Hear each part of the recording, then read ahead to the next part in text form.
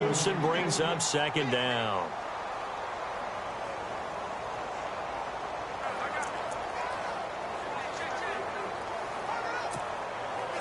So the incomplete pass brings up second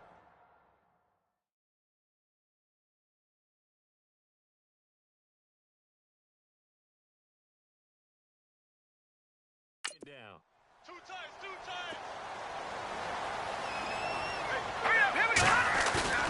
Play action. It's Keenum going deep for Diggs.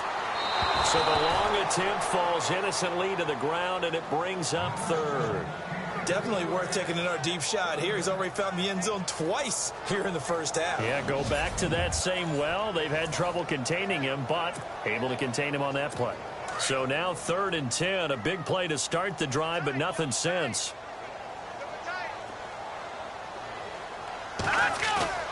Play action. Now it's Keenum. Going deep for Diggs. And running with power here. And a shot taken on 3rd down, unsuccessful. 4th down now. The way he's been slinging it in the first half, you expect everything he throws.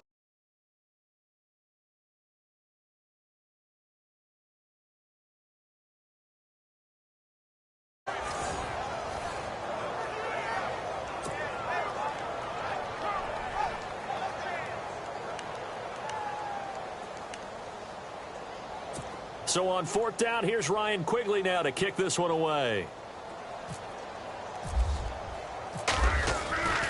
They'll stick with the passing game as he looks to throw. Able to out-muscle him here as he pulls it in. You know what the method is to know when to dial up a fake punt, when not to, whatever the method there, it worked for him. I think you actually did explain it. There is no method. It's just a feel, a sense, and a healthy dose of guts in order to call that play in that situation. Element of surprise, I guess, right? Yeah, element of surprise and just a strong belief that, hey, we're going to get it done. You get a tight end like this, and you know he's used to dishing out punishment, but here, he's one that has to absorb the contact, and as a result, unable to hold on to the football. Keenum will try again on 2nd down.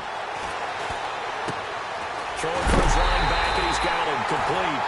And a big tackle there as the defender runs right through it at the 4-yard line. Keenum going to try and throw on 3rd down. And he'll get into the end zone. Touchdown, Minnesota. A great play there. He scored on the ground and through the air.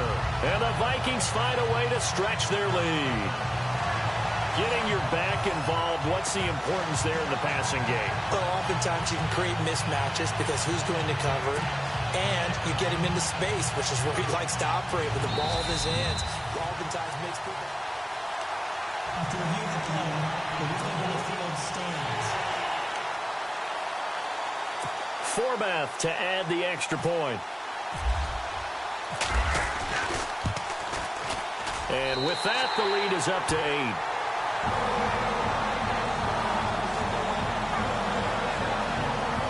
So that drive goes 8 plays. And it all culminates in a touchdown for Minnesota. Forbath out to kick this one away. That'll be taken in the end zone. Dances by him.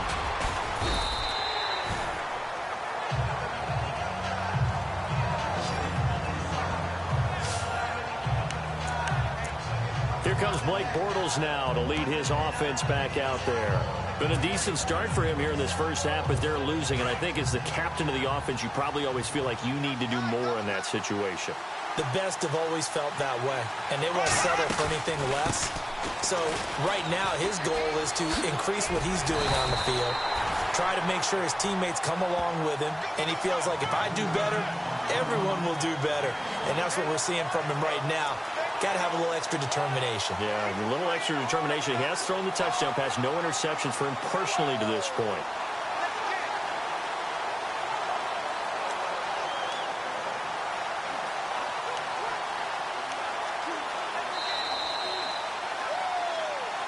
So 2 minutes to go in a wild first half. More from Minneapolis after this.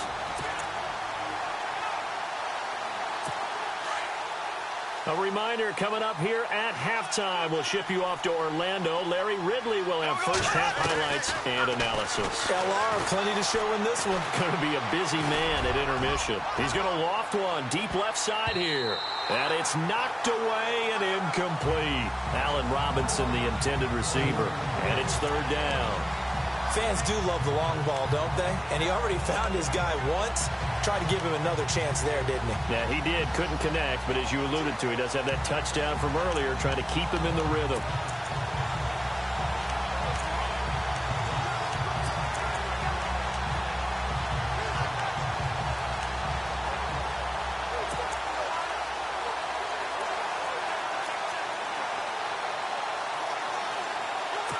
And on third down, a nickel formation here defensively.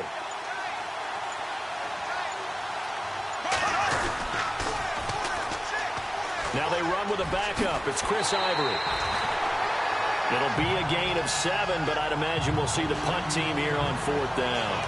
That's a really good job right there. Just kept stringing that play out, pushing further and further towards the sideline. Really good fundamentals by that defense. He was trying to put his foot in the ground and turn upfield. He just couldn't. No, they really had a picket fence in front of him. No room to find to get upfield.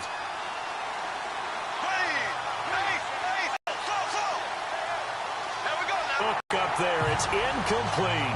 So certainly an interesting call there to go for it. And the Vikings, they have the football now in excellent field position. So they take a big chance here in their own territory. And you think the coach may have some questions to answer? Yeah, and, you know, normally we focus on the media, right? The social media barrage that he's going to get for this one. How about on his own sideline and in his locker room? Yeah. Because I think the team's going to look at him like, Coach, why would we go for it there? I mean, no confidence in the defense. You don't like the punter. I mean, what's going on here? You owe some explanations. And he carries this one all the way down to the 9. That one goes for 24 yards. Here we go. 3-19. Leopard. Here's Keenum to throw. His throw incomplete. Let's give this defense some credit now. They let the guys get downfield, but when push came to shove, they stood their ground, and now they'll likely force a field goal attempt. On second down, Cook. And he will maneuver his way down to about the 7. Only a couple yards there, and that's going to set up a long 3rd and goal.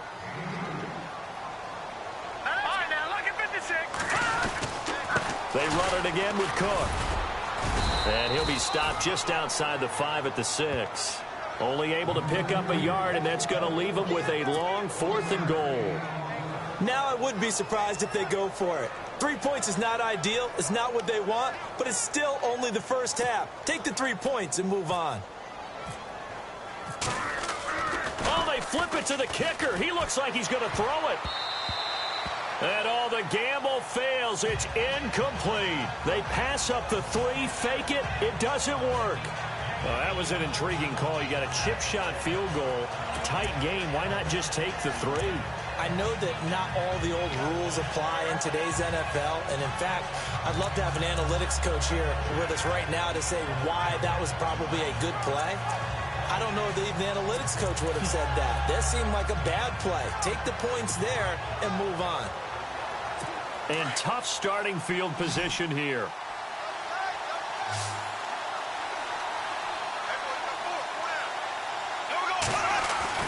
Bortles now on first down. He's going to air one out. Well, this is taken in. It's complete. And he takes it all the way down to the 44-yard line. A big play there just before halftime.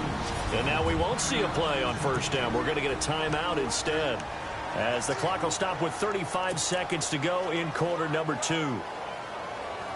First down and 10 now for the offensive group.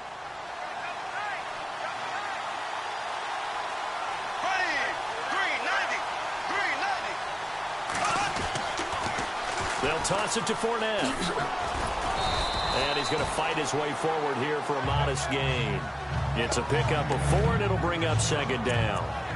Tough running there. That's a hard-earned 4 yards. Yeah, those are the unsung kind of runs. They don't fill up the stat sheet, but they do set you up in good position on second down.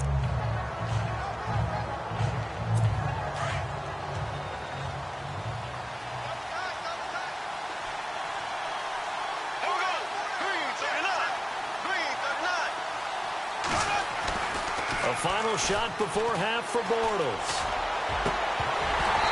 Floating one, incomplete. So we've reached halftime in a wild first. Why does Larry always do that? He just stops talking. But let's go play the third quarter. I'm psyched. So both teams have their marching orders, and we'll get going again here in quarter number 3. Here's Corey Grant now to return. And nice work on the return as they'll start their drive just past the 30-yard line. Out come the Jaguars now as they'll go on offense first here in this third quarter. They're down here, but very much in this game. What's the tonality of a coach's talk when a game is within striking distance like this at intermission? Typically, what they're doing is emphasizing the things that went well in the first half and wanting more of that. Sure, you've got to go over some of the errors and clean up some things because there's a reason you're down. But overall, I think they want to stay positive, stay up with this team. We're just starting the second half, and we've got the football. Let's go ahead and punch it in, and then we'll take it from there. See how that recipe works. This defense is continuing to contest every deep ball that is thrown downfield. And, look, it doesn't matter whether you're playing man or zone. Eventually, that becomes man on man, and you've got to try. Oh, it's a screen pass. That's complete. 11 yards there for Jacksonville and a first down as well. Looking to speed things up here, going with some tempo.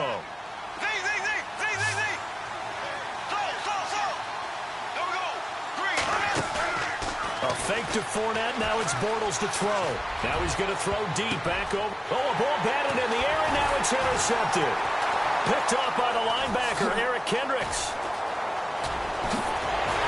And the return stops at the 39-yard line. First possession of the third quarter, an interception, so maybe a second-half tone setter.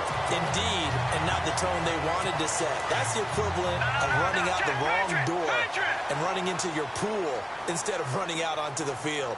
A real dud for that one. Has that happened to you before? No, but I've heard stories about teams actually doing that back in the good old days. And now whistles and a flag, and I think we got to jump here. Neutral zone infraction, defense.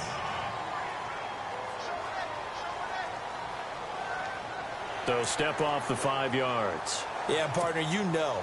Defensive end, he wants to get into the offensive backfield. He wants that get off to be as fast as possible. A little too quick on that one.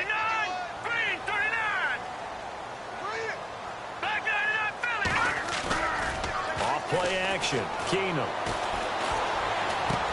And this one's going to go the wrong way. Losing yardage back at the 42. That's going to go as a loss of 2, and it'll be second down. A give. This is Cook. And very little daylight there. They'll get a couple up to the 44. Sometimes with the running game, you've just got to stick with it. Look, it's the third quarter, no time to panic. But that also doesn't mean you just do it the same way you've been doing it the entire ball game. Maybe change up some blocking assignments or run a few different plays, but stay with the overall essence of the running game. To throw is Keenum. Going deep for Diggs. So they took a shot there on third down, couldn't get it. Now it's 4.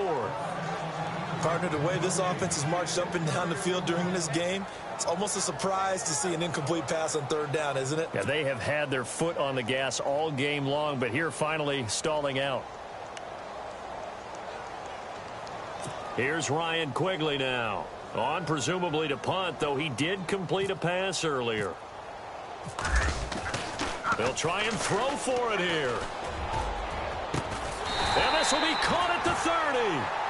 It's a big play that time on the fake punt. And on fourth down, they're able to convert and move the sticks.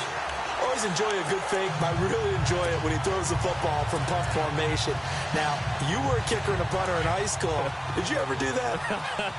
One time, threw to my man Tim Jones on a botched field goal attempt. Hit him right in the numbers, and Jonesy just dropped it. Oh, the poor guy. Well, we had a fake punt here, and this guy caught it, so I think he and his friends will be okay with that one. And he loves this play call, right? He's been waiting for this one all week long. Been had that arm loosened up, ever since they got to the stadium. Toward the center of the field, but it's incomplete. Stephon Diggs, his intended receiver, and it's third down. Well, the numbers have been good in the passing game, and certainly a big reason why they have the lead. But now here, third quarter, maybe go to the run game a little more? Yeah, perhaps. I mean, after that incompletion, a little credit to the defense for shutting them down on that play. Maybe you try and run the football a little bit more in this spot. But they have to feel good about how they've been throwing it overall. Let's go! Blue line it! Throwing is Keenum on third down. Into a double team, and it's intercepted. Picked off by Barry Church. And a big turnover there as his guys will get the football back. I tell you, Brandon, it seems like this guy's been all over the field so far. That's his second interception of the game. And so much of playing defense in the NFL, especially when it comes to defending the pass, is all about positioning and technique. And this is fantastic work on both. Oh, Fournette loses it. It's out. And the Vikings pick up the football.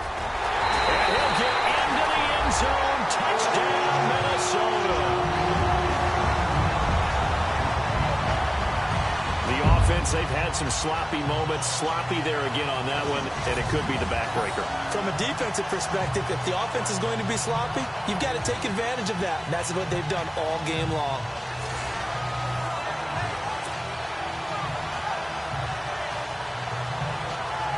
Now Forbath for the extra point. And the lead is up to 15 now.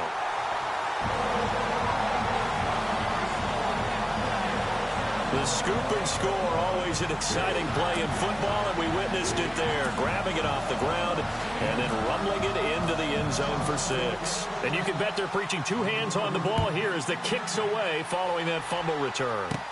To return it is Corey Grant. And he'll get it up past the 20 to the 22-yard line.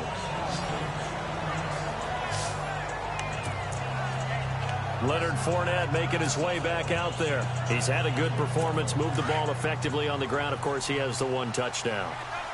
And when you're able to move it as effectively as you've described, that leads to finding a way into the end zone, and now he's just trying to do it for a second. And he loses the football a second time.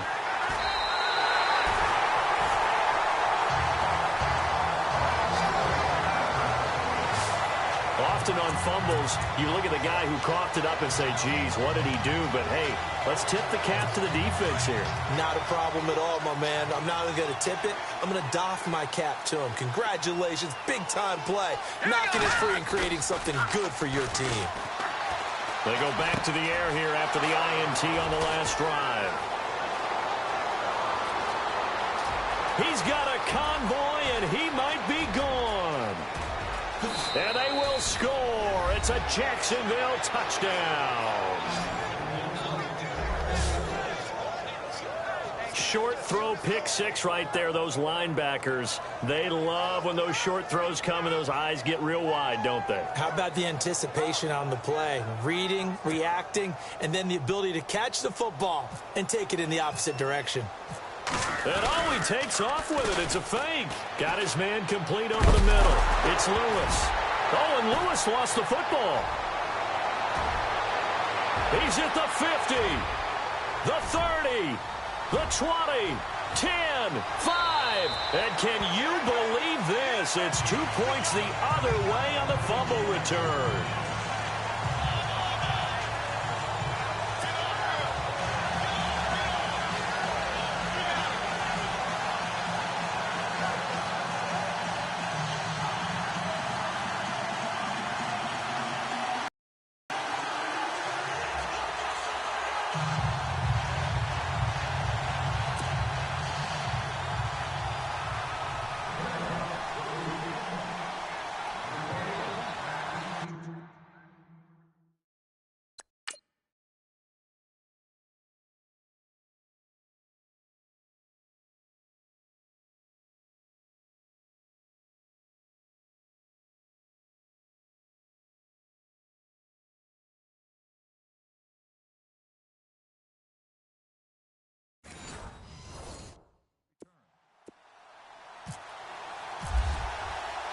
So they throw the pick six. They'll get another shot at it now as this one's in the air. That's fielded in the end zone. And all that worked, but he stopped where he ultimately would have been, and he simply taken a knee, and that's the 25-yard line. And now out comes Minnesota. And last time, decent field position through the pick six. Obviously costly. But they can't afford to just bunker in now. All right? Good field position means go ahead and attack on offense. They've got his man complete. They give him a gain of 37. Well, even after all those interceptions, he's not deterred, still confident to go deep at work there. I think all the old rules about playing that position still apply. If things go wrong, you still act like you're the best player out on the field. You still carry that supreme arrogance with you and continue to fire the ball. I've seen guys have games like this, and this is where you find out if you're great or not. Can you overcome some interceptions and still lead your team to victory? They go play action here on first down. So they took a shot on first down but couldn't connect. Fair to say the secondary play, whichever side you're on, hasn't really been a glowing exhibition so far, but a nice job there to prevent a long completion. I agree with you, but at some point, someone had to make a play and try and stop this exhibition of almost speed racing that we've been watching, huh? Yeah, it has been quarterback and receiver dominated.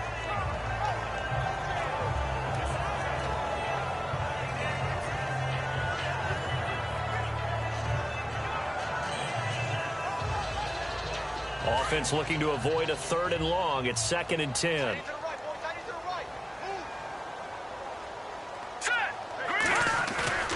Back to throw, Keenum. And for the 4th time tonight, it's an interception. Picked off by Tashad Gibson. The Red Sea parts, and there he goes. And he will take this one home. It's a touchdown. Charles, we've seen them target one of their main weapons time and time again. Maybe they went to that well too many times there. Yeah, and it's so difficult to determine how many times is too many, because how many times have we seen a team go and play and say, until they stop us, we'll keep going. Well, they got stopped on that one, and it cost them 6 points.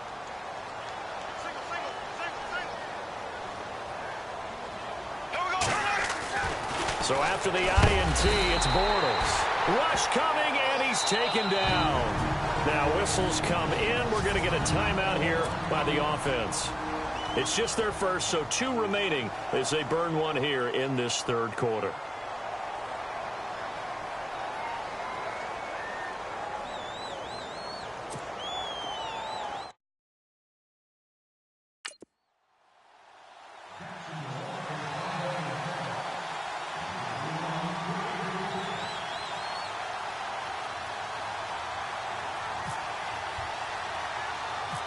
So they'll get another shot on offense following that pick 6. And now the kick is away. To return, here comes Marcus Sherrills. And he nearly broke that for more, but as it is, they'll start this drive at about the 37-yard line. Now Case Keenum and the offense heading back onto the field. And right now, probably just one thing in his mind, it's getting back to the hot start because he's really faded. And ordinarily when that happens, the quarterback, as you know, is usually the leader of the squad. Now there's probably a silent camaraderie that comes around him saying, hey, guess what? We got you. Don't worry about it. Let's go, big fella, because they know more. This is caught inside the 15. And he'll be down deep into Jacksonville territory.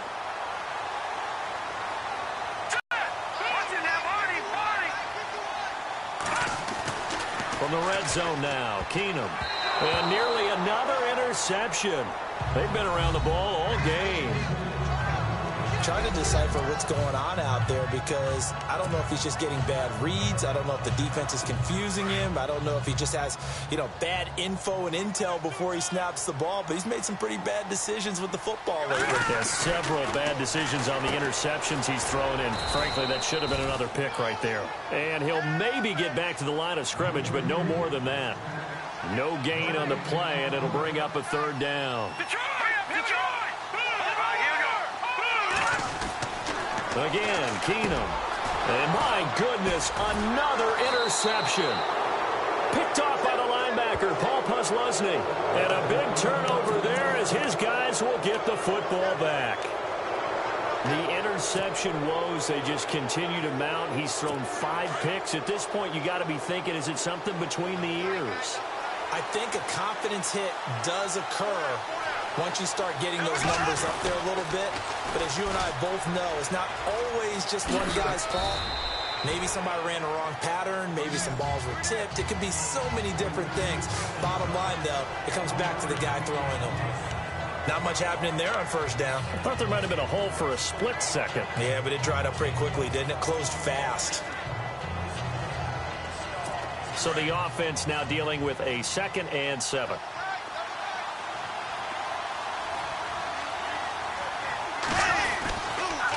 Again, it's Fournette. And running room scarce here. He's going to be stopped in his tracks at the line of scrimmage.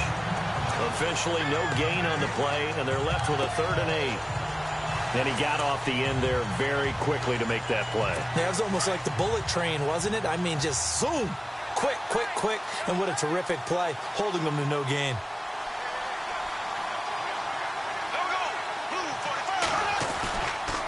Third down, here's Ivory.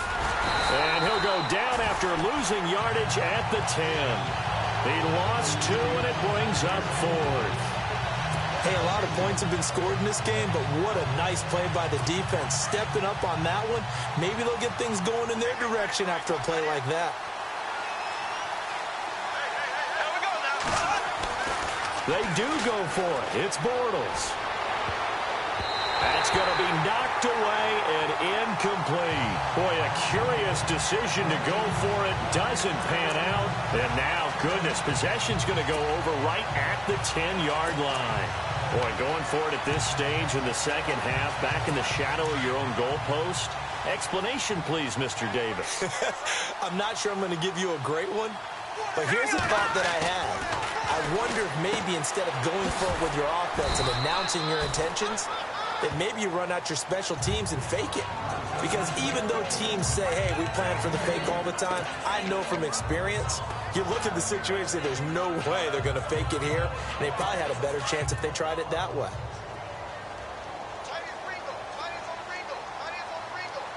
2nd and goal from the 7. A toss to Cook. And they'll be driven back here, losing yardage to the 9. Back now at beautiful new U.S. Bank Stadium.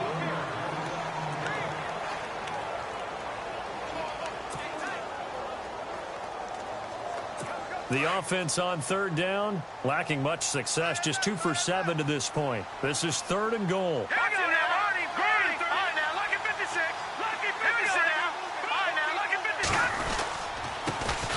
Now the Georgia Southern man, this is Jerick McKinnon. And he will maneuver his way down to about the 7. Give him a couple on the run as it brings up a 4th down. This drive started with 1st and goal. Now that it's 4th and goal, anything less than a touchdown would feel like a letdown to me. Bradford. They pass up the 3, fake it. It doesn't work. I remember being taught that cliches have become so for a reason. A lot of times they're true, right? What's that they used to tell us about letting sleeping dogs lie? Well, this one wasn't sleeping. Maybe it was just slumbering a little bit. But taking that gamble there, you've got the lead. You may have ignited them now they stopped you. That's exactly right. If you take the points here, you don't shift momentum necessarily on that. And that's caught inside the 35. Touchdown, Jaguars. Allen Robinson, 87 yards. And the Jaguars have moved out in front here in the 4th quarter. Might be seeing that one on the highlight shows tonight. The home run ball here in the 4th quarter to take the lead. There's nothing like being aggressive, preaching that to your team, and then following through. All the way through. Go ahead and throw one more up there. Why not? Been a great game, and we are not done yet. Here we go now as we get set for a big 2-point conversion.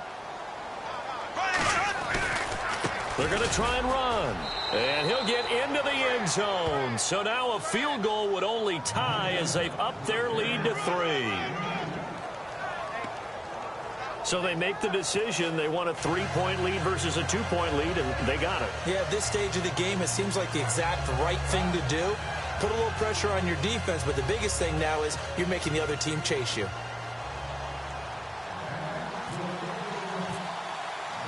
Here's Lambeau out to kick this one away. That'll be taken in the end zone. And a nice return sets him up pretty good here at the 30-yard line.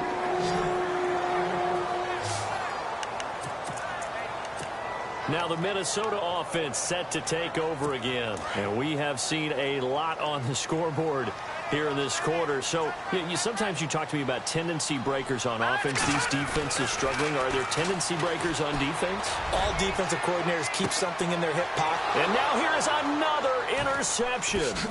Picked up by Jalen Ramsey. And the return this time will go out to the 42-yard line. What a nightmarish game he's having now. 6 interceptions that he has thrown. Absolutely unbelievable, isn't it? Hard to believe we're watching this and have seen it, but it just tells you about the game of football. It giveth and it taketh away. Yeah, the guys, though, that have thrown 6 interceptions in a game, the likes of Peyton Manning, Brett Favre, I think that's caught inside the 20. And he is down deep into Minnesota territory. A big play there, Bortles to Robinson. 49 yards. They'll try and run for it with Fournette. And he's able to find some room as they get him down after a good run. It's a good pickup of 7 yards, and now they're looking at 2nd and goal. Oh, that's one to warm the hearts of all those. Oh, no, he lost the football. And a big turnover there as his guys will get the football back.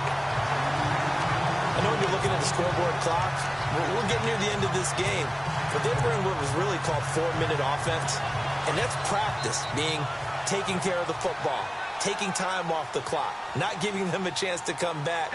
The bottom line is, what did I say in the beginning? Taking care of the football. That didn't happen. Didn't do it. A costly turnover. And it drops down incomplete. Thought he might have had it. Instead, 2nd down. There's definitely contact there, but it's the 4th quarter of a kind of tight game, and sometimes the officials just say, let them play. Kind of like your mom used to with you and your brothers. Just take the broom to you and send you out to the backyard and tell you to settle it yourselves. I like that, yeah. There was contact. I don't know, like you said, enough to warrant the flag. It was close, though. Only a yard on the pickup there, so it leaves them needing a conversion here on 3rd and a tough 9. To throw, it's Keenum. And he goes down. It's a sack. They get him back at his own 3-yard line. Marcel Darius coming in to drop him for a loss of 8, and it'll be 4th down. Well, if an offense is going to throw the ball in this part of the field, any pass rusher will tell you that's his favorite part.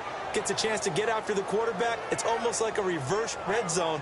They can create points using their defense, and this time they take their man down. Here's Ryan Quigley now in punt formation, but as we've seen, that's no guarantee he'll punt the football. Got to try it here. He's back to throw. Oh, a battle for it here, and this will be caught. It's a big play that time on the fake punt. And they're able to move the chains as they convert on 4th and long. And I don't know what the method is to know when to dial up a fake punt, when not to. Whatever the method there, it worked for them. I think you actually did explain it. There is no method. It's just a feel, a sense, and a healthy dose of guts in order to call that play in that situation. Element of surprise. This is caught inside the 15. It's a big one there for the Vikings. 59 yards. And at this stage, down in the second half, looks like they just wanted to find a way to get it in the hands of their playmaker, and they did. I think you're exactly right. I don't think the coordinator is looking at his play sheet and trying to figure out which play will work well. He's trying to figure out how to get the ball to the playmaker that you just described. Looking down at that sheet, you find people plays, not necessarily X's and O's, and that's exactly what they did there. Cook. He showed some tough running, but they'll drop him at the 5-yard line. And he's able to get most of what he needed on the carry there. 7 yards on the gain, and it's 3rd and 2 now. They'll run it. Here's Cook. And he'll get in. Touchdown, Minnesota. A great effort there. A 5-yard touchdown run. And the Vikings have taken the lead here in the 4th quarter. He's got the hat trick, 3 touchdowns now. Did you throw yours? Did you throw yours out? I didn't have mine. You've got yours. You've got one of those Abe Lincoln hats. Yeah, and that stovepipe is going right out there for a nose for the end zone. 3rd time today. I think he deserves a tip of the cap. So that drive in total 8 plays. And it's capped off by the touchdown run coming from Dalvin Cook.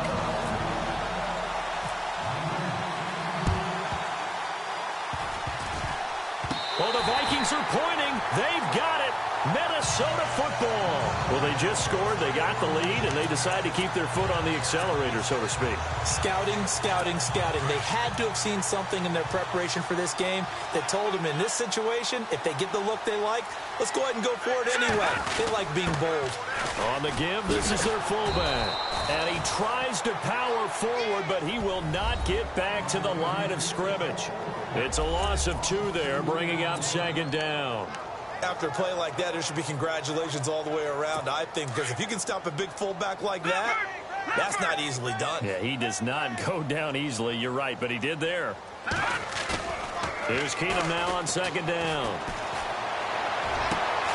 Incomplete. Right side, the tight end Rudolph. And he's taken down, but not before he gets this into enemy territory across the 40. They run with Cook. He's been busy tonight. And a short gain down to about the 33. 2 yards on the carry there. It'll be 2nd down. Time for a break. We'll come back, see what transpires after this. So the Vikings in possession of the football as we get you reset. And let's see what they've come up with offensively after having time to talk it over. He's going to flip one out here to his running back. And they'll get this one down to about the 20-yard line. That one goes for 13 yards, and it moves the sticks. Keenum wants to throw it. Now look at this. They get the turnover they needed. It's intercepted. Picked off by the linebacker, Paul Posluszny. Just a little bit of a rough stretch. 6 interceptions now in these last 2 weeks combined. I know the easy thing is to go back to mechanics, footwork, things of that nature. I'm also wondering, is he getting fooled by what he's seeing on defense? Has the scouting report changed? Are they showing him things different than what he expected for the 2nd week in a row? He's got a man complete. A gain of 32 that time. 1st down now, but that clock rolling.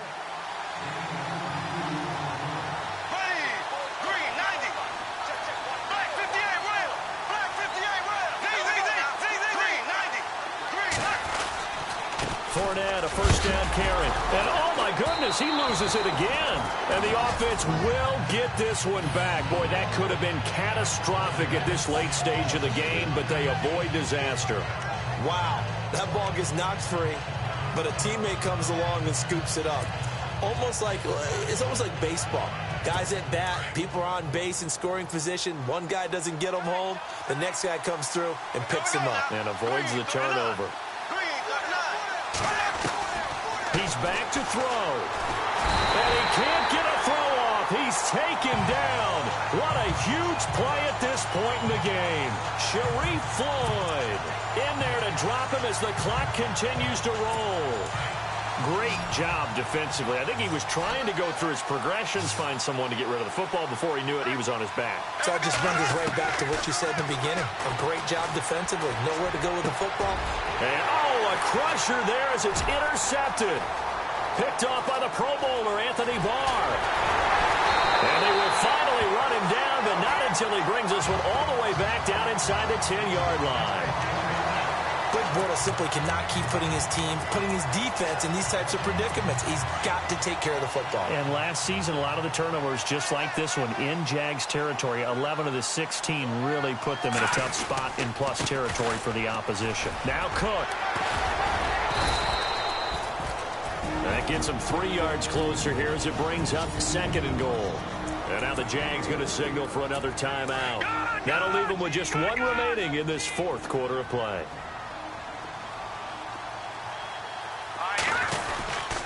Again, it's Cook. And he's going to press this one forward as they stop him right around the 1. It'll be a gain of 5, and it's going to set up a 3rd and goal. Keenum now to throw. time to us. And he's across for the late touchdown. And in the final seconds, that one should just about put a capper on this game. So a little icing on the cake there before the clock hits all zeros. What a way to finish things off. Exactly what you want. Not much time and a touchdown to put things away. Forbath to add the extra point.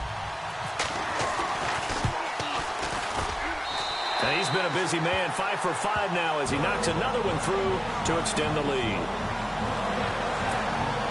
So they only needed 3 plays on that drive. And it ends with a 1-yard touchdown run. Forbath out to kick this one away.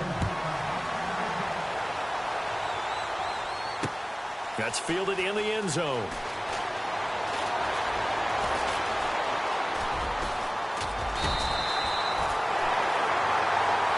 Well, in this one, partner, we had some action all the way down to the final whistle there with the late points and then the kickoff to end it. Yeah, and the best part about it is just seeing how teams battled all the way to the end, you know. Didn't really matter. The scoreboard was pretty well set, but they still competed until the final whistle.